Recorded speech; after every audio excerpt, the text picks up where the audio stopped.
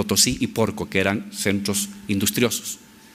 Y la zona amazónica, donde no encontraron oro, era muy difícil porque había que entrar por río, porque es una civilización y una cultura hidráulica. La penetración hacia la Amazonía fue mucho más débil, mucho más laxa. En verdad, la Amazonía era, como decimos acá, una zona de frontera viva, a veces con penetración, a veces con retiro de parte de la presencia y de la invasión europea. Y cuando se hacía presente era de la manera en cómo siempre trataban los colonizadores. Este es un relato de 1590 y relata cómo entraban a la Amazonía las veces que entraban las tropas invasoras.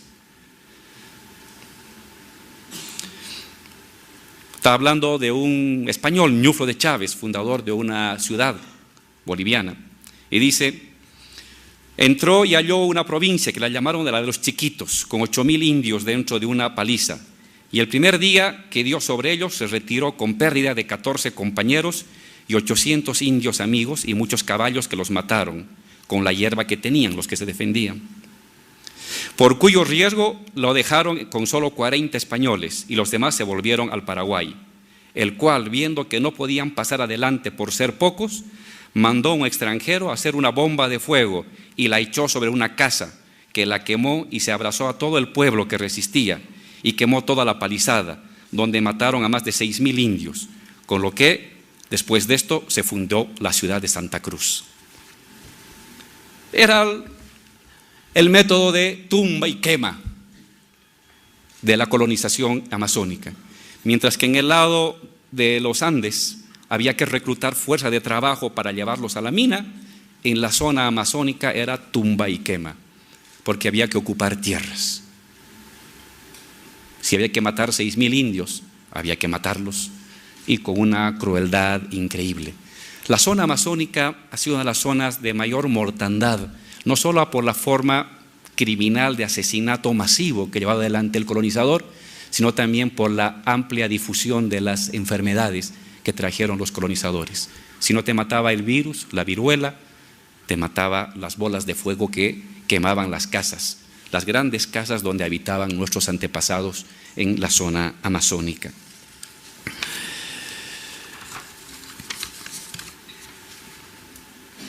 Junto con la presencia colonial, la cruz y la espada siempre iban juntos, venía por supuesto la presencia misional. La zona amazónica tuvo presencia de misiones tanto jesuíticas desde 1640 y luego misiones franciscanas desde 1700. Este es un mapa de las misiones que hubo en Bolivia, en la zona de Santa Cruz y la zona del Beni. Faltan un conjunto de misiones, pero se tuvo allí donde no entraba la dominación colonial fuerte, entraban las misiones que ocuparon buena parte de esta frontera viva amazónica en nuestro país. ¿Qué régimen de producción establecieron?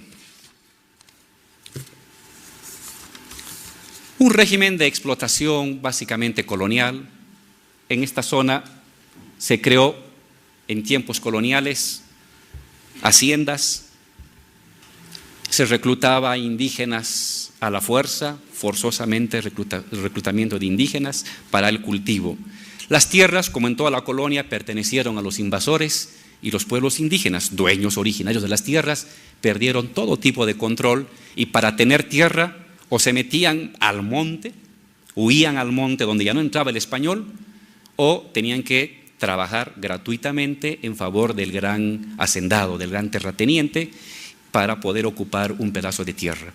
Y los que se metían al monte, más hacia la selva, podían sobrevivir o ser objeto de la caza de esclavos que venían los llamados mamelucos, portugueses que entraban por la frontera brasilera y que iban a la caza de indios, los agarraban, los secuestraban y luego los llevaban a la zona de explotación en el norte de Brasil como esclavos. Ese era el destino básicamente de la dominación colonial en la Amazonía. Con todo, la Amazonía boliviana no fue una zona de alta presencia colonial.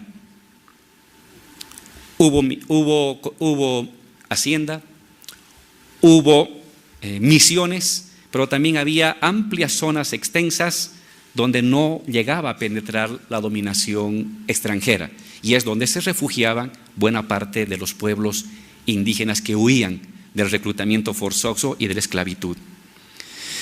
Donde hubo una mayor penetración y presencia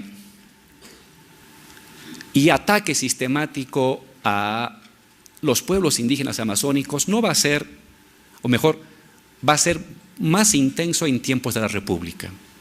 Si ustedes quieren, la República, cuando se fundó en 1825, será más cruel que la crueldad que ya traía la dominación española. Con la República, y a partir de 1860, cuando se da el boom de la goma, la zona amazónica va a ser objeto de una penetración sistemática de extranjeros, de hacendados extranjeros y de hacendados bolivianos para extraer la goma. ¿Y quiénes van a ser los trabajadores? Obviamente van a ser los pueblos indígenas. Explotación de goma y explotación de la quina como remedio, que son dos productos, uno de los miles de productos que nos da la Amazonía. Para 1800, 1900, más de 6.000 familias, hombres, mujeres y niños, eran movilizados de manera forzosa para la explotación de la goma.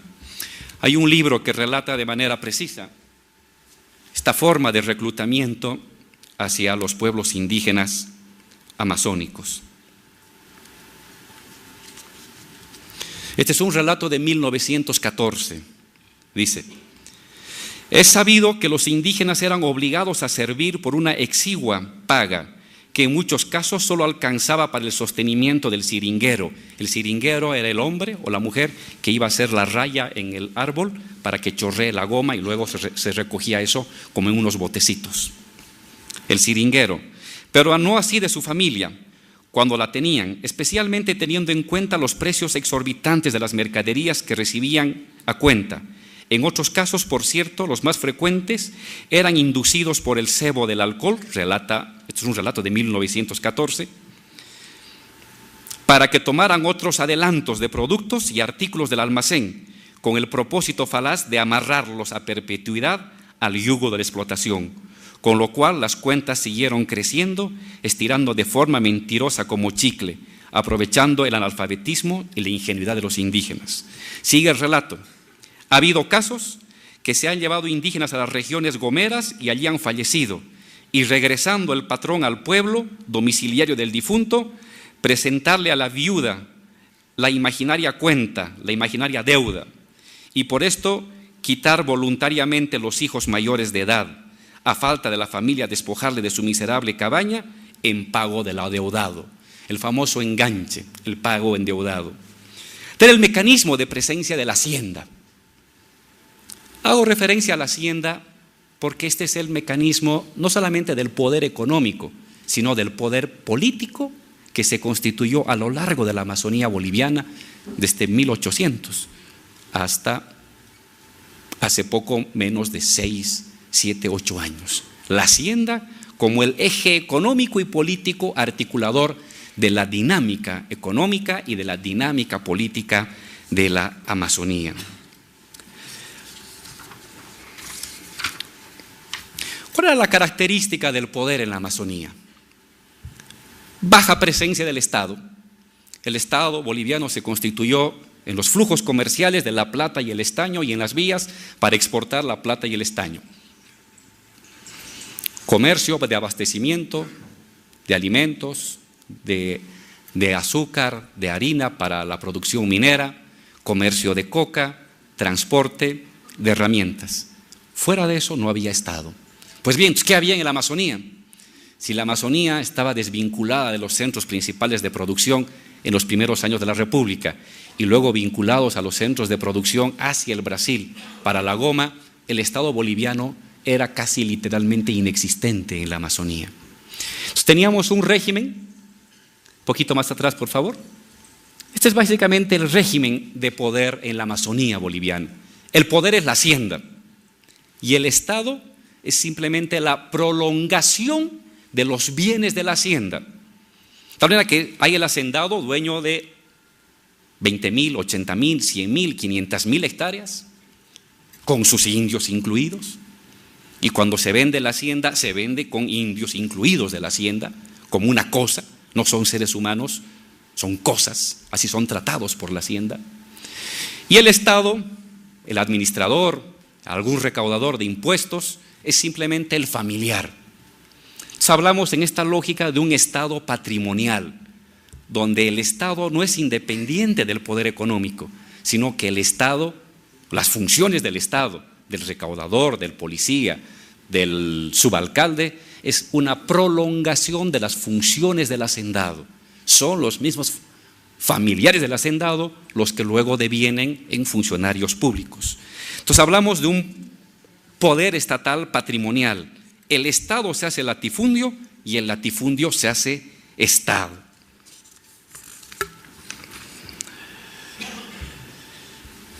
Pasaremos, por favor, la siguiente. Este es el esquema fundamental de la dominación. La hacienda como núcleo económico, el Estado como un derivado de la hacienda y ambos juntos presionando sobre la fuerza de trabajo de los indígenas, sobre su conocimiento, sobre su fuerza de trabajo, sobre el reclutamiento forzado para la extracción de goma, la extracción de quina, para la producción de alimentos en la hacienda, para el transporte, para el lavado de ropa, para el cuidado de los niños. Este régimen de poder hacendal patrimonial ha tenido algunas mutaciones recientemente. Estoy hablando de los años 60 hasta hace como 5, 6, 7 años. Hablamos de una mutación del régimen patrimonial hacendal estatal. Y ahí hemos dividido 4 mecanismos de dominación en los últimos 40 años. Una dominación fuerte, una dominación regional, una dominación capitalista externa y un neocolonialismo territorial. Brevemente voy a explicar cada una de ellas. En los últimos años, 60, 70, 80, gradualmente los pueblos indígenas han comenzado a ser objeto de reconocimiento de tierras comunitarias. Eso ha llevado a la hacienda a una modificación. Marx estudia la vía Juncker, le llama, y la vía Farmer de modernización de la vieja hacienda. La vía Juncker es cuando el hacendado deviene en empresario capitalista. La vía Farmer es cuando el empresario, perdón, al revés, no, está bien, la vía Farmer es cuando el empresario es objeto de un proceso de expropiación de tierra y surge la pequeña propiedad campesina mercantil. En el caso de Bolivia hablamos de una vía Juncker modificada. El hacendado, que antes tenía 500.000 de hectáreas, 500, 300.000, 100.000, 50.000 hectáreas, reduce sus propiedades, reduce de 500.000 a 50.000, de 30.000 a 15.000, dando espacio a ocupación de pueblos indígenas que en los años 80, en los años 90 acceden a tierras comunitarias, pero el hacendado se va a ocupar de los procesos de intermediación y de procesamiento de la economía indígena. ¿Pasaremos? La economía indígena en la zona amazónica se basa en la tala de madera, hay harta madera, en la caza de los lagartos, de los cocodrilitos que tenemos en la Amazonía, de la recolección de castaña. La castaña sale luego, eso que llaman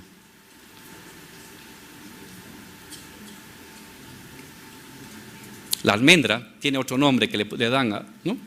Sale la almendra, el cacao, que es el chocolate, y la jatata. Y también la caza, la recolección y agricultura en pequeña escala y artesanía doméstica. Ese es básicamente el esquema de la economía contemporánea de las familias indígenas de los pueblos y naciones indígenas en la Amazonía. Pues, ¿qué ha sucedido? Que los hacendados que han recortado sus tierras, no las han perdido, todas han recortado, ahora son los que procesan y llevan adelante la venta.